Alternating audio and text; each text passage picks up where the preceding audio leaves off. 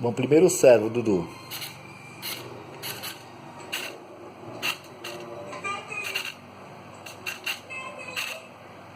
Agora, aceleração, veja bem. Ah não, essa não, é a outra. Essa daqui, ó, lento, tá vendo? Devagar, aumentando, olha. Acelerando o máximo. Tá diminuindo.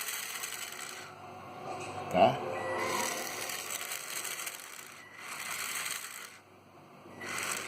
Aqui é a ré, ó.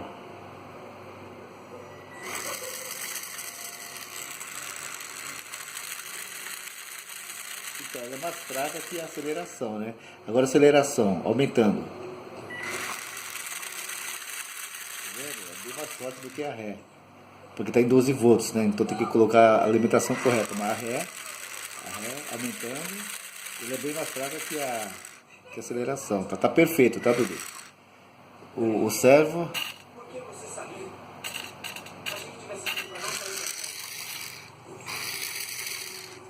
Ok. Perfeito.